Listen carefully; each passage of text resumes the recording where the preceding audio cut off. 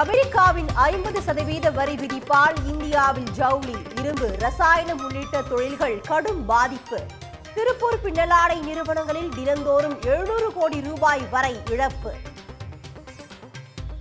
ஒரு 2000 3000 கோடி ரூபாய்க்கு உண்டான ஆடை தேக்கம் இருக்கிறது. இந்த ஆடை தேக்கத்திற்கு அவர்கள் கிட்டத்தட்ட 5-10% எங்களுக்கு வரி சலுகை வேண்டும் என்று கேட்கிறார்கள். நாங்கள் குறைந்த லாபத்திற்கு இந்த தொழிலை செய்வதால் எங்களுடைய ஏற்றுமதியாளர்கள் 2-5% வரை அந்த ஆடைகளுக்கு ஏற்ப சலுகைகளை கொடுத்து கொண்டிருக்கிறார்கள். வரி விதிப்பு என்பது ஒரு எம்பார்கோ என்று கூறுவார்கள் ஆங்கிலத்திலே, அதுக்கு சமமாகும். 50% வரி விதிப்பிலே ஏற்றுமதி அமெரிக்காவுக்கு ஏற்றுமதி செய்வது என்பது மிகுந்த சிரமமான சூழ்நிலையாகும். ஆகையால் ஒன்றிய அரசு தக்க நடவடிக்கை எடுத்து அமெரிக்க ஏற்றுமதியாளர்களை இந்த இக்கட்டான சூழ்நிலையிலிருந்து காப்பாற்ற வேண்டும். அமெரிக்காவின் வரி விதிப்பால் இந்தியாவில் வேலை இழப்பு ஏற்படும் என்று கார்கே எச்சரிக்கை. மோடி அரசின் பலவீனமான வெளியுறவு கொள்கையே காரணம் என்றும் விமர்சனம்.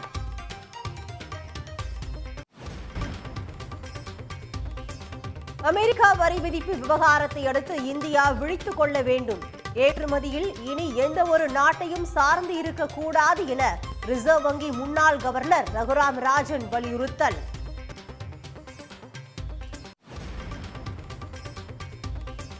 இந்தியாவின் தேர்தல் முறையையே பாஜக கேலி கூத்தாக்கி விட்டதாக முதலமைச்சர் ஸ்டாலின் கண்டனம். வாக்குரிமையை பறிக்கும் பாஜகவை மக்கள் நிச்சயம் வீட்டிற்கு அனுப்புவார்கள் என்றும் எச்சரிக்கை. அமெரிக்க அரசின் அடாவடி வரி விதிப்பை கண்டித்து செப்டம்பர் 5 போராட்டம். தமிழக தொழில் நகரங்களில் நடைபெறும் என இடதுசாரி கட்சிகள் அறிவிப்பு. அதிமுகவை RSS வழி நடத்துவதில் என்ன தவறு என ஒன்றிய அமைச்சர் எல் முருகன் கேள்வி. நடிகர் விஜய் திருந்த வேண்டும் என்றும் அறிவுறுத்தல். அப்படிப்பட்ட இயக்கத்தினுடைய கருத்துக்களை ஒருத்தர் கேட்பது என்பது மிகவும் வரவேற்கத்தக்கது தானே. அதுதான் சொல்றேன், அது வரவேற்கத்தக்கது தானே. அதுல அதிமுக கேட்கறது வரவேற்கத்தக்கது. ஆமா, வரவேற்கத்தக்கது தானே. இதுல என்ன இருக்க போகுது? ஏன்னா ஒரு சுதந்திரமான அமைப்பு, 100 ஆண்டுகளை கொண்டாடி கொண்டிருக்கின்ற ஒரு சேவைக்கான அமைப்பு. எல் முருகனின் பேச்சு அதிமுக RSS கட்டுப்பாட்டில் சென்று விட்டதை காட்டுவதாக திருமாவளவன் விமர்சனம். அதிமுக பொதுச் செயலாளர் எடப்பாடி பழனிசாமி பதிலளிக்க வேண்டும் என்றும் வலியுறுத்தல்.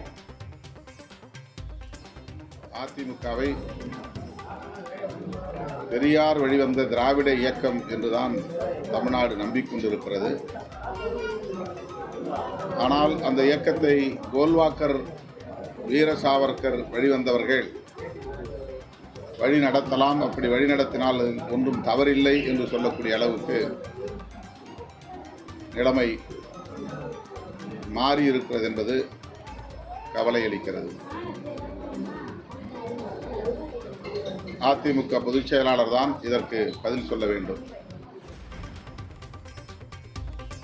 மதுரை தாவேகா மாநாட்டில் தொண்டரை பாதுகாவலர் தூக்கி வீசிய வழக்கு.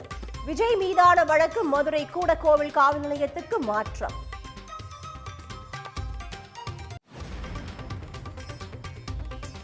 அரசியலுக்கும் கொள்கைக்கும் என்ன வேறுபாடு உள்ளது என்று விஜய்க்கு சீமான் கேள்வி. விஜயின் கொள்கை என்ன என்பதை தெளிவுபடுத்த வேண்டும் என வலியுறுத்தல். அரசியலுக்கும் கொள்கைக்கு என்ன வேறுபாடு இருக்கு? கொள்கை என்ன, அரசியல். அரசியல் எதிரி, கொள்கை எதிரி, இது ரெண்டே எப்படி பார்க்குறீங்க? இப்போ பாரதிய ஜனதா என்னுடைய கொள்கை எதிரினா என் கொள்கை என்னன்னு சொன்னால் தான் அது எதிராக இருக்கா இல்லையான்னு எனக்கு தெரியும். என் கொள்கை என்ன? பாரதிய ஜனதா என் கொள்கை எதிரி, திமுக அரசியல் எதிரின்னு சொல்கிறதே ஒருத்தர் கொள்கையாக இருக்க முடியாது. எதனால என் கொள்கை எதிரி பாரதிய ஜனதா? IT ஊழியரை கடத்தி தாக்கிய வழக்கில் நடிகை லட்சுமி மேனனுக்கு முன் ஜாமீன். செப்டம்பர் 17 வரை லட்சுமி மேனனை கைது செய்ய தடை விதித்து கேரள ஹைகோர்ட் உத்தரவு.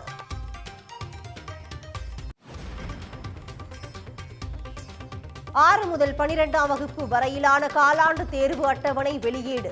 செப்டம்பர் 15 முதல் 26 வரை தேர்வுகள் நடைபெறும் என்று அறிவிப்பு.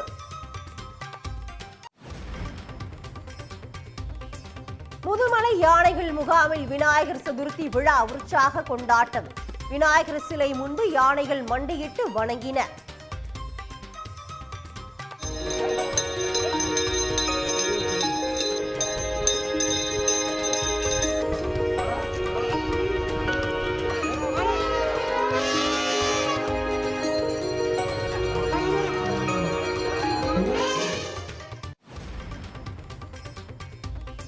தெலுங்கானாவின் மேதக் மற்றும் காமரெட்டி மாவட்டங்கள் வெள்ளத்தில் தத்தளிப்பு.